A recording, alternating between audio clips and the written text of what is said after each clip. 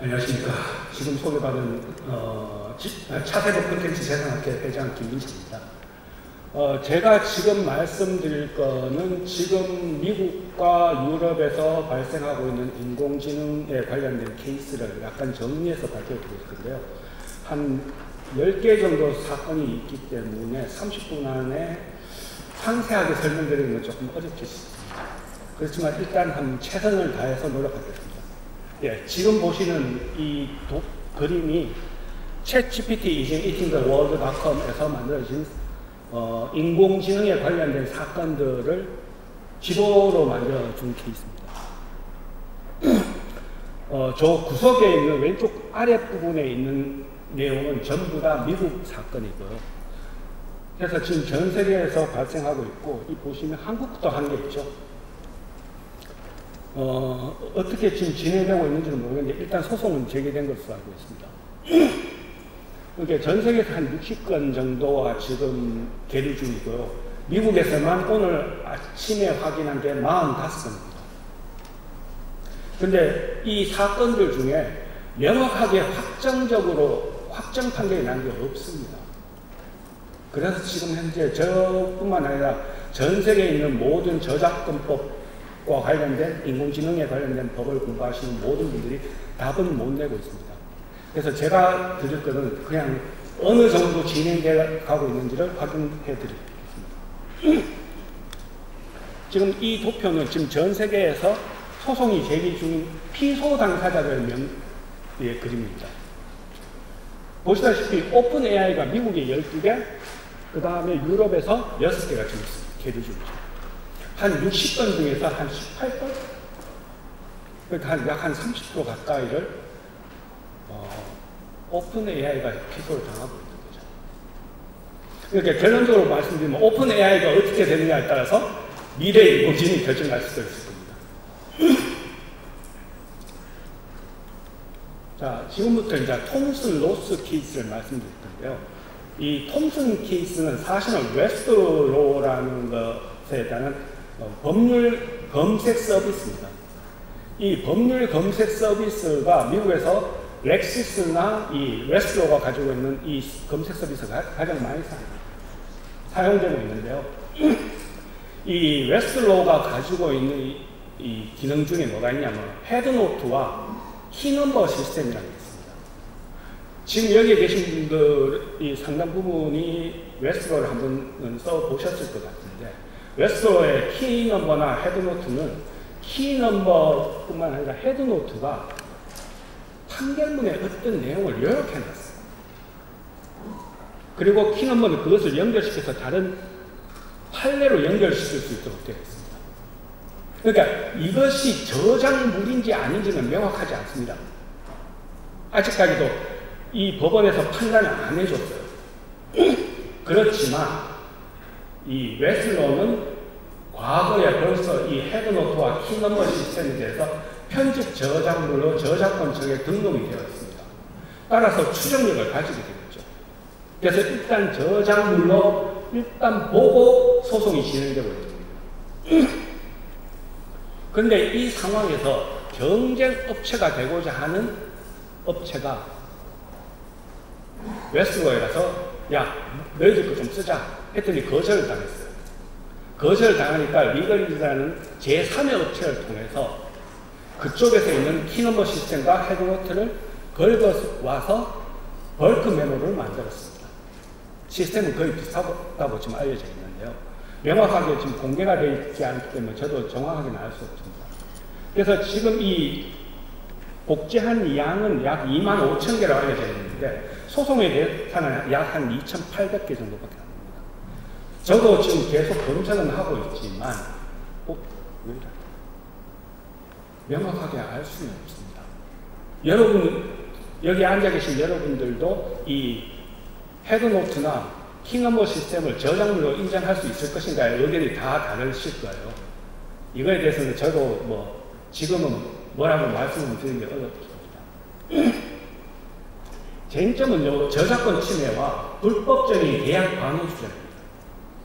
그러니까 미국에서도 있는 저작권 침해는 여러분들도 다 잘 아실 거고, 불법적인 계약 침해는 계약을 못하게 하는 구조예요. 이거는 계약법상의 문제를 통해서 불법 행위로 그냥 가 있는 겁니다.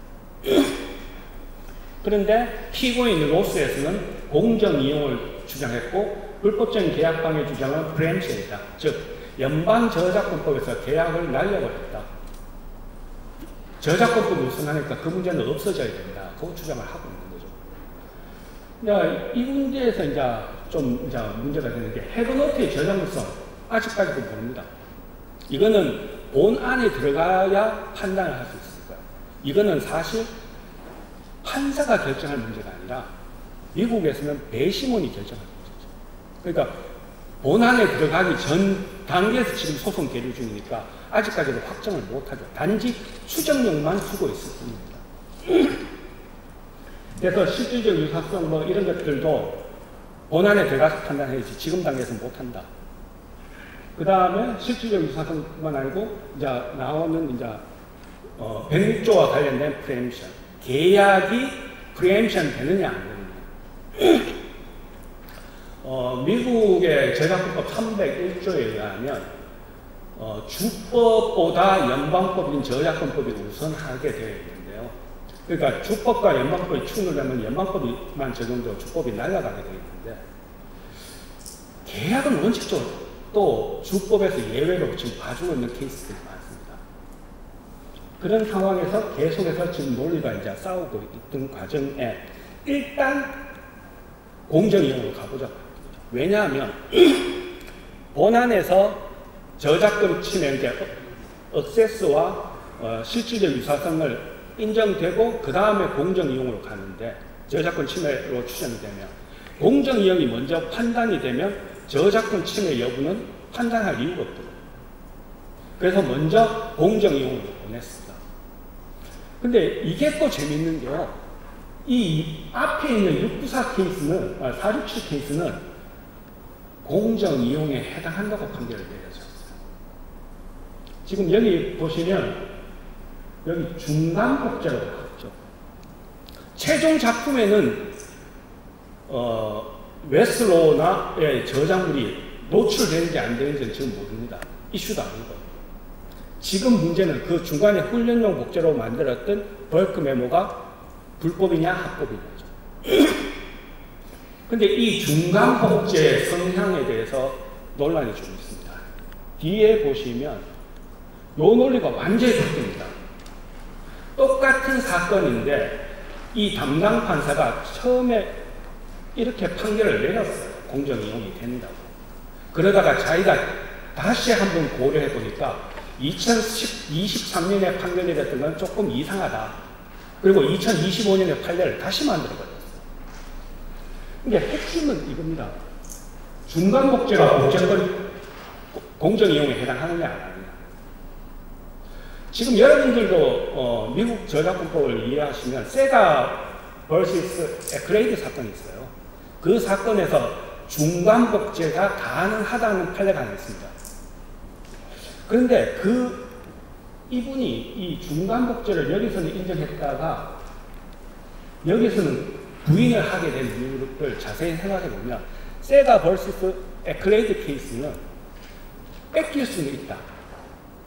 근데 그 조건이 다른 방법으로 수집이 불가능한 경우에, 그러니까 저작권을 보호하지 않는 사실, 그 다음에 기능을 분석하기 위해서 저작물을 다른 방법으로는 복제가 불가능한 예외적인 경우만 인정된다고 세가에서 말을 하거든요.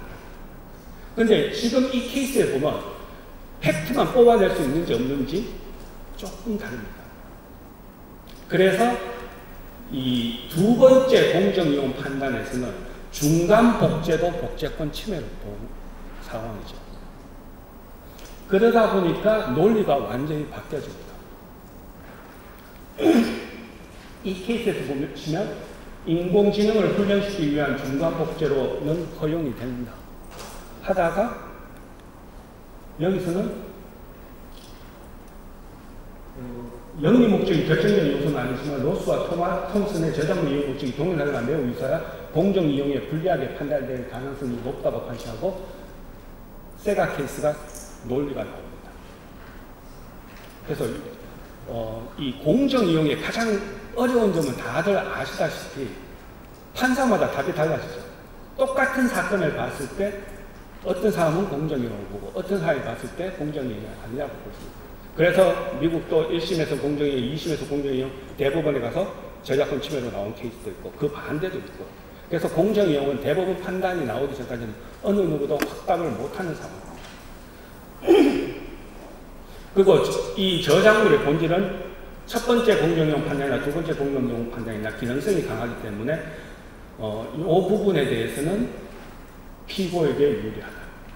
그리고 세 번째 복제된 저작물의 양과 질의 문제에 있어서는 이 변형적인 이용이 강하면 강할수록 다 뺏겨도 가능하다는 논리가 있기 때문에 앞에서는 다 뺏겨도 괜찮다 하다가 뒷부분에서는 조금 불안하게 이제 나아가기 시작합니다.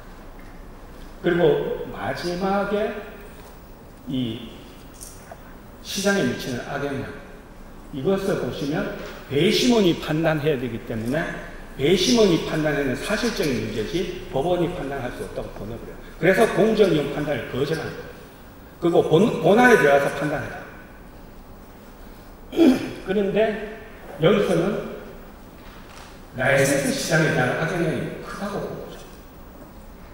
이게 저작물이라고 있다면 그것을 이용 허락을 해줘서 자기 시장이 있는데 그 시장에 대한 침해가 크면 악영향이 높아지겠죠. 그러면 악영향이 높아진다고 판단한 이 네 번째와 첫 번째 요소는 권리자인 저작권자한테 유리하고 두 번째와 세 번째는 이용자한테 유리합니다. 즉 2대 2입니다. 근데 2대 2일 때 1과 4가 붙어 있으면 무조건 이깁니다. 그래서 1과 4는 권리자한테 유리하고 2와 3은 이용자한테 유리하니까 공정이용이 아니라고 판결이 나옵니다. 그렇지만 아직까지도 대법원 판단이 나오기 전까지는 아무도 함부로 예측을 할 수 없는 상황이라고 말씀드리고 싶습니다. 그러니까 지금 이 케이스에서는 공정이용이 안 된다는 판단입니다. 근데 이 공정이용이 안 된다고 판단했을 때 저작권 침해인지 아닌지 아직 판단을 안 했어요. 본안을 한 번도 안 했습니다. 이제 본안에서 저작권 침해 여부를 고려하지 않고 공정이용이 인정되면 막바로 공정이용을 해서 저작권 침해에서 탈출할 수 있게 되죠. 근데 공정이용이 아니라고 했으니까 이제부터 본안에서 어거성이나 실질적 유사성을 다시 판단해서 저작권 침해로 추정되면 공정이용 인정이 안 되니까 저작권 침해가 그대로 판단이 되죠. 지금 이 공정이용 여부는 또다시 제9항소법원에 요 공정이용 이슈만 중간 항소되어 있습니다. 본안은 항소 안 하고 요 쟁점만 9항소법원으로 가서 미국에서 말하는 인터라큐토리 어필이라는 그 시스템에 의해서 요 부분만 지금 항소법원에 올라가 있는 상황입니다. 그 다음에 로보 케이스인데요. 로보 케이스는 미국에서는 저작권 여부인데 우리나라에서는 실현자의 권리에 가까우니까 저작 인적권 케이스입니다. 자, 여기서도 보시면 계약으로 이 성우들하고 이 업체하고 계약을 했어요. 좀 쓰자. 그래, 써라. 근데 계약의 조건이 있었겠죠. 근데 그 계약의 조건 범위 밖으로 쓰는 게 저작권 침해냐 아니냐, 뭐 right of publicity 침해냐 아니라는 이런 논리가 지금 계속 싸움이 있습니다. 여기서 보시다시피 지금 우리나라에서 성우들의 목소리를 가지고 애니메이션이나 외화, 더빙에 넣을 수 있는 기술은 다 가지고 있는 걸 알고 있거든요. 그럼에도 불구하고 지금 많이 못 쓰고 있는 이유가 저작 인적권자의 권리와 퍼블리스트권 때문에 지금 현재 아직까지도 우리 애니메이션에 대해서 시도를 조금씩은 하고 있는 것 같으나 그렇게 강력하게 못하고 있습니다. 그래서 이 사건에 따라서 우리나라에도 저작 인적권자의 시장에 엄청난 영향을 미칠 것을 보고 따라서 성우들이 관심 있어 할 사건으로 보여집니다. 여기서도 보시다시피 계약 위반이에요. 범위를 제한해서 이용을 허락을 줬는데 계약 조건의 범위를 벗어나서 이 목소리 녹음된 것을 젠이라는 인공지능에 넣어서 훈련을 시켰거든요. 그러면서 이제 이 계약 위반인지 아닌지 갖고 이제 싸우는데, 그리고 또 하나는 상표법 위반. 출처 허위 표시다. 인공지능이 만든 건데 지금 여기서 보시다시피 그 목소리가 그 사람한테서 나온 거를 말할 수도 있고, 그것의 복제로 인해서 훈련에 의해서 나온 것일 수도 있는데, 지금 원고의 목소리는 음성의 출처가 아니라 음성의 내용물이기 때문에 출처와 관계되어 있는 상표법은 적용되지 않는다는 게 이 법원의 판단입니다. 두 번째는 허위 광고. 원고들의 목소리를 거래했다고 했지만 실질적으로 거래한 것은 인공지능이 만든 것을 거래했거든요. 그러니까 그것을 가지고 공격했는데, 지금 법원은 이러한 주장은 상표법에서 이용하는 제품의 본질, 또는 품질에 관한 진술이 아니므로 아무 문제 없다고 해서 상표법도 기각이 됐습니다. 그 다음에 저작권 침해인데요. 이 음성을 만든 사람, 즉 성우들도 저작권 등록을 해야 미국은 소송이 가능합니다. 그러니까 우리나라하고 좀 다른 거죠. 저작권 등록을 안 하면 미국에서는 원칙적으로 소송이 불가능하죠. 근데 여기서도 보시다시피 처음에는 한 분만 저작권 등록하고 소송을 진행했고, 한 분은 소장을 변경하기 전에는 등록을 안 했다가 소장 변경하기 직전에 등록이 완료되어 가지고 저작권 침해 소송이 들어온 겁니다. 법원에서는 이거는 괜찮다. 두 번째는 소멸시효 문제. 미국에서 저작권 침해는 저작권 침해 사실을 인지하고 3년 안에 진행을 해야 됩니다. 그러면 이 침해를 언제부터 알았느냐가 문제가 되겠죠. 지금 케이스는 2023년 정도 알게 됐으니까 아직도 디스커버리 원칙에 따라서 3년이 안 됐으니까 소송이 진행이 가능하다는 게 이 법원의 판단이고요. 그 다음에 직접 침해. 이거는 이제 저작권 침해의 문제가 이제 생기는 거죠. 계속해서 복제를 해야 되니까. 그런데 여기서 이제 또 하나의 논란이 만들어집니다. 이 소리에 대해서, 사운드 레코딩에 대해서 저작권 침해 문제는 그 소리를 그대로 복제해야 합니다. 미국 저작권법상. 그런데 인공지능에 훈련을 시켜서 나오는 거니까 이거는 음성 자체를 복제한 건 아니라는 거예요. 그러다 보니까 완전히 지금까지 알고 있던, 우리 지금까지 알고 있는 거는 그 저작물이 나온 것을 가지고 또 복제하면 문제가 되는데, 음성은 그 소리를 그대로 이용할 때만 불법이 되겠지, 이것을 다시 유사한 목소리로 만드는 것은 저작권 침해가 아니거든요.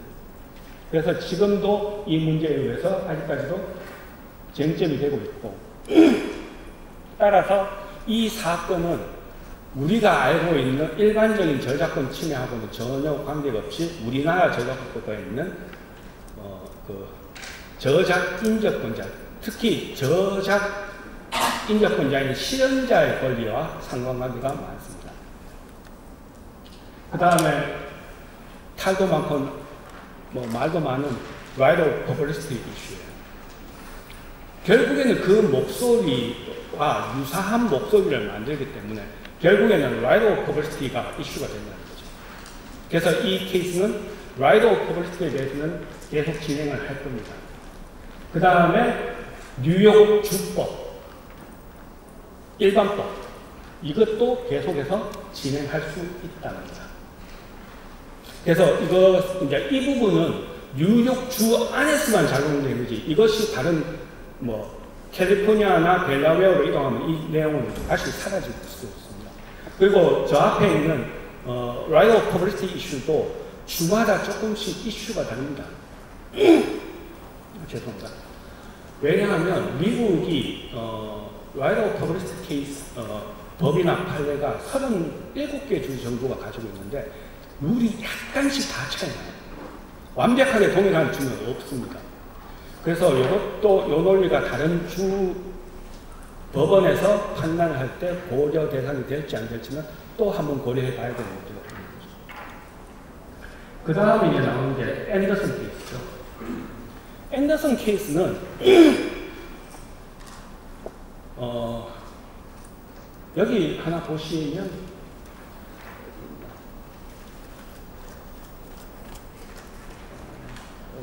제가 지금 눈이 잘 안 보여서 자기가 어떻게 검색을 해보니까 자기 작품이 쓰여졌다는 게 확인이 됐다는 거예요. 그게 앤더슨입니다. 인공지능에서 썼는지 안 썼는지 확인할 수 있는 검색 시스템이 있는데 거기에 자기 이름 넣어보니까 나오더라. 그러면 내 거 복제한 거 아니냐. 그래서 이슈가 됩니다. 근데 여기서도 이제 문제가 되는 게 다른 분들은 저작권 등록을 안 했어요. 그러니까 소송 절차적으로 그냥 날아가 버린 거죠. 그게 이렇게 날아가는 상황에서 지금 계속 소송은 진행 중이고 사실 지금 이 소송은 개인 소송인지 클래스 액션인지 아직도 명확하지 않습니다. 이 앤더슨이라는 사람은 원칙적으로 클래스 액션을 주장했는데 아직도 법원에서 클래스 액션인지 아닌지에 대한 판단을 안 해줬어요. 그래서 지금 일단은 소송을 진행하는 이 사람들의 제안에서 소송이 진행되고 있습니다.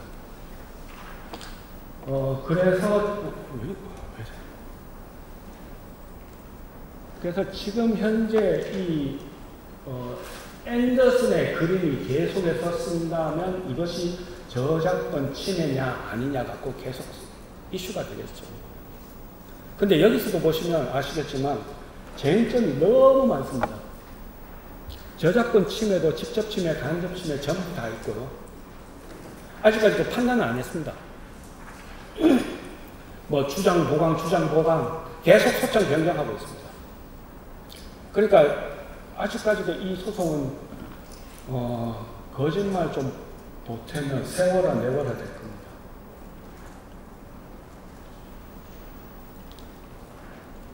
이 케이스들을 전부 다 보시면 이게 언제까지 판단이 나올지도 예측을 불가능합니다. 저도 지금 계속 케이스를 업데이트하고 있는데 뭐 서류가 혹시 코트 리스너라는 사이트에 들어가 보시면 이 케이스가 어떻게 데이터들이 왔다 갔다 하는 내용들이 전부 다 나와 있습니다. 번호로 했는데 한 400몇 번까지 벌써 내려와 있어요. 그래서 계속해서 이건 변형될 거고요. 그 다음에 상표법, 미드정에 대해서만 이제 공부했는데 뭐 충분히 주장해서 소송을 진행할 수 있다까지만 나와 있습니다. 그러니까 상표법 위반이다 아니라는 말은 안 하고 있습니다. 그리고 DMCA의 1202조 CMI 삭제한 거 이것도 이제 공격하고 있는 거죠. 제거 변경등의 사실을 제공하지 않는다. 그러니까 이 인공지능을 이용해서 나온 산출물에 이 CMI 컨텐츠 매니지먼트 인포메이션이 없다는 거예요. 없다는 것은 너희들이 인공지능에 넣었을 때 CMI를 다 제거하고 넣은 거 아니냐 이렇게 주장하고 있습니다. 근데 이게 말이 될까 안 될까 좀 애매모호합니다. 만약에 인터넷에서 긁어온다면 그때 CMI가 삭제된 채로 들어올 수도 있거든요. CMI가 삭제된 채로 들어올 수도 있고 자기가 의도적으로 삭제할 수도 있고 그러면 직접 입증을 해야 되는 문제죠. 그래서 지금 아직까지도 안 되고 있는데 완벽하게 이 케이스에서 기각됐습니다. 그래서 이제 더 이상 소장 변경도 이 부분에 대해서는 인정하지 않고 있습니다. 그 다음에 푸벌리스트권은 원저작물과 유사하지 않아서 기각됐고 부정 경쟁은 프리엠션으로 또 기각됐고 이제 권리자들이 주장할 수 있는 모든 주장을 하고 있는 거예요. 그 중에서 많은 부분이 지금 기각되고 있는 상황입니다. 그 다음에 로스터리아 미디어인데요. 이제 제가 가지고 있는 사건 중에서 유일하게 오픈AI 사건인데, 오픈AI가 챗GPT를 훈련시키기 위해 원고들의 저작물을 가지고 온 거예요. 그런데 거기서 보면 저작자 제목 및 저작권 정보를 제공받지 않았다는 사실을 근거로 피고가 CMI를 의도적으로 삭제했다고 주장합니다. 그런데 이상하게 여기서는 저작권 침해 주장을 또 안 합니다. CMI 위반, 즉 1202 B조 위반만 주장했지 저작권 침해 주장은 안 해요. 지금 원고는 챗GPT 훈련을 시킬 때 훈련을 시킨 이 정보들이 CMI가 없으니까 산출도 안 되는 거 아니냐. 그럼 너희들이 삭제한 거 아니냐. 이렇게 주장하고 있는데 아직까지도 모르겠습니다. 이 CMI를 진짜 원고, 피고인 오픈AI가 의도적으로 삭제했는지. 미국 저작권법 1202 B조는 의도적으로 삭제해야 돼요. 고의적으로 삭제하거나 삭제된 사실을 알고 배포해야 돼요. 근데 이것을 알 수 있었을까? 저는 개인적으로 몰랐을 수도 있겠더라. 그렇다면 1202는 또 없어질 수도 있습니다. 우리나라도 지금 현재 그 저작권법에 이 저작권 정보 관리 규정이 있죠. 거기에는 고의, 과실이 두 개가 동시에 있습니다. 시간이 너무 많이 지났네. 그래서 지금 현재 이런 문제들이 있고요. 그 다음에 GitHub는 사실은 저작권 침해라기보다는 라이센스 계약 위반이랍니다. 원래 계약할 때 이 오픈 소스 이용할 때 저작자 정보 공개, 기타 등등의 정보를 공개하게 되는데 이 GitHub에서 만든 데는 그런 데이터가 전부 없다는 거예요. 그것은 오픈 소스 계약 위반으로 지금 주장하고 그래서 지금 현재 이것도 계속 소송이 중지되고 있고요. 그 다음에 바르트, 엔트로픽 최근에 나온 사건이죠. 이 사건은 또 이중구조입니다. 제가 처음에 로스 케이스에서는 공정이익이 부인됐다고 말씀드렸어요. 이 케이스는 일부는 공정이익, 일부는 불법입니다. 일부가 불법인 거는 인터넷에서 불법 저작물 다운로드한 거는 이건 안 된다. 그거는 공정이익으로 인정 못하겠다. 그에 반해서 중고 서적을 가지고 와서 스캔해서 이용하는 거는 공정이익으로 인정해 주겠다. 그러니까 자기들이 어느 정도 돈을 투자해서 가지고 왔습니다.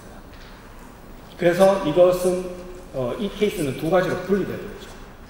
불법인 P2P를 이용해서 가져온 것은 불법. 합법적인 저작물을 사서 스캔하고 이 저작물 중고 서적을 폐기하면 이건 오케이. 이렇게 좀 구분되고 있고요. 이것도 조금 시장에 대한 악영향 문제가 좀 남아 있습니다. 원칙적으로 이 케이스에서 다른 거는 문제가 없는데 라이센스 시장에 대한 침해가 있느냐 없느냐가 이슈예요. 근데 원칙적으로 지금 이 엔트로픽 케이스에서도 조금 부정적으로 보여집니다. 라이센스 시장에 대한 침해를 인정하게 되면 모든 경우가 다 저작권 침해가 될 수 있다는 거죠. 그래서 조금 라이센스 시장에 대한 침해는 판단해서는 안 된다는 논리가 있고요. 자, 그에 반해서 메타 케이스는 완전히 공정이용을 인정했습니다. 공정이용이다. 불법 저작물을 가져가서 훈련용으로 쓰든 합법적인 저작물을 이용해서 스캔해서 쓰든 구별 안 하겠다.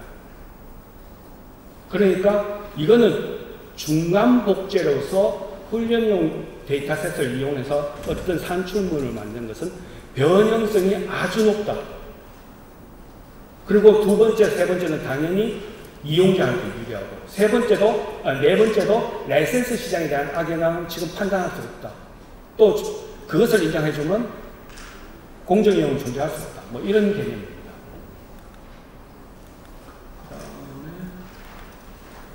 뭐 게티 이미지는 지금 영국 사례인데요.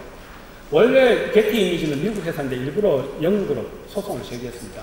근데 뭐 공정 이용을 회피하기 위한 전략으로 보여지는데 영국에 있는 페어 딜링은 미국에 있는 페어 유스보다 훨씬 좁거든요.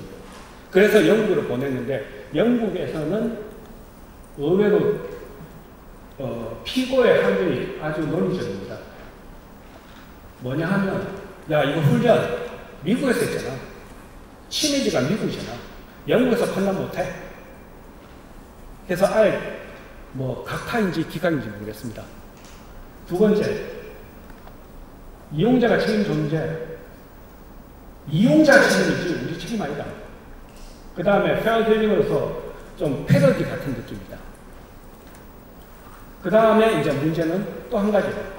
AI 모델이 관련 법규상 물건에 해당하지 않기 때문에 영국에 수입된 것이 아니다. 그러니까 우리나라에서 말하는 124조의 저작권 침해 추정 규정 있죠. 불법적인 것을 알고 배포 목적으로 가져왔다. 그때는 배포하지 않았더라도 저작권 침해를 인정하고 있죠. 근데 이 아티클이라는 데가 유체물만이냐 무체물만이냐는 아직도 판단을 못하겠다는 게 영국입니다. 그래서 지금 아직까지도 본안에서 판단해야지 우리 단계에서는 지금 판단 못한다. 절차에서. 그래서 조금 시간이 조금 더딜 것으로 이해됩니다. 그에 반해서 상표법 위반을 또 진행을 하고 있는 것 같아요. 그래서 조금 논란이 많습니다. 지금 제가 말씀드렸던 것과 같이 저작권이 똑같은 이슈인데도 나라마다 다르고 주마다 다르고 법원마다 달라서 지금 명확하게 말씀을 못 드리겠고요. 그 다음에 독일에서 나온 라이언 케이스. 이거는 좀 이따가 뒤에서 한지영 교수님도 발표하실 거니까 간략하게만 말씀드리겠는데요. 가장 큰 거는 그렇죠. 일시적 복제? 아니다. 항구적으로 복제됐으니까 일시적 복제 주장했던 건 나름이고 44조에 있는 TDM 예외 원래 규정을 보면 기계 가독성인데 사람이 가독 가능한 것도 괜찮다라고 법원에서 판결을 내려줬어요. 근데 이제 문제는 계속 미정형이니까 이거는 침해로 보였고 요 마지막 이 TDM 예외죠. 과학 연구 목적. 그러는 영리 비영리 안 따지거든요. 근데 이 업체가 라이언 업체가 자기가 다 가지고 와서 확인하고 그것을 공개해버렸습니다. 인터넷에. 근데 그 공개된 자료에는 저작물은 한 건도 없어요. 저작물에 대한 해설과 거기에 대한 링크만 존재합니다. 제3자가 그것을 다시 분석하고 싶으면 다시 걸고 와서 다시 다운로드해서 확인하라. 자, 그러면 여기에는 아직까지 저작물이 없으니까 뭐 저작권 침해 아니라고 주장할 수도 있을 것 같습니다. 그리고 TDM 예외에도 포함될 수 있을 것 같아요. 그런데 문제는 제일 밑에 빨간 글씨입니다. 이 원고가 진짜 저작권에 대해서 잘 알아서 이 소송을 진행하고 있을 것이냐. 결국 이렇게 어려운 사건은 변호사의 역량이 많이 영향을 미칠 겁니다. 그런데 여러분들도 아시다시피 CJEU에서 나온 판결 중에서 불법적인 저작물에 링크하는 행위도 Communication to the Public Right 위반이라는 판결이 GS 미디어에 있습니다. 제가 지금 말씀드린 것 같이 여기에서 나오는 라이언이 공개한 데이터에는 불법 저작물과 합법 저작물에 대한 링크를 전부 다 주고 있는 거예요. 그러면 이거에 대해서는 지금 원고가 주장하지 않았어요. 법원은 원고가 주장하지 않았으니까 판단을 안 했죠. 그래서 이 부분에 대해서도 지금 논란이 하나씩은 나올 겁니다. 그래서 이 부분도 좀 고려해야 될 이슈가 있고, 마지막에 제가 이걸 넣을까 말까 하다가 마지막에 넣었는데, 디스커버리. 결국에는 불법 저작물이 이용되는지 안 되는지를 확인해야 되는데, 피고는 이 정보를 줄 이유가 없어요. 국내법상. 근데 이것이 인정되지 않으면 저작권자들이 소송을 진행하는데 가장 어려운 경험을 하게 될 겁니다. 왜? 어떤 저작물을 이용했는지 확인을 못하는 거예요. 자기 저작물이 이용되는지 안 되는지는 확인을 못하는 거예요. 그럼 소송 진행을 명확할 수 없죠. 그런데 이것을 하면 좋습니다. 근데 마지막에 제가 말씀드린 것 같이 이 디스커버리가요, 비용이 엄청 많이 듭니다. 미국 케이스의 한 90%가 이 디스커버리 단계에서 그냥 사정이 없어집니다. 10%만, 소송 중에 한 10%만 디스커버리 단계로 넘어가는 거죠. 왜? 지금 호주에서 발표했던 것처럼 많으면 75만 불 기본적으로 넘어갈 겁니다. 근데 이런 상황이라면 어떤 개인이 저 돈을 내고 소송을 진행할 수 있을 것입니다. 그래서 미국에서도 이 디스커버리 룰에 대해서 찬반이 좀 있거든요. 왜냐하면 비용 문제. 결국 이 비용은 원고가 지불해야 될 비용입니다. 그래서 이 부분은 조금 학계에서도 조금 고려하고 있는 걸로 알고 있고, 그래서 약간 넣어봤습니다. 예, 제 발표는 여기까지입니다. 듣느라고 수고하셨습니다.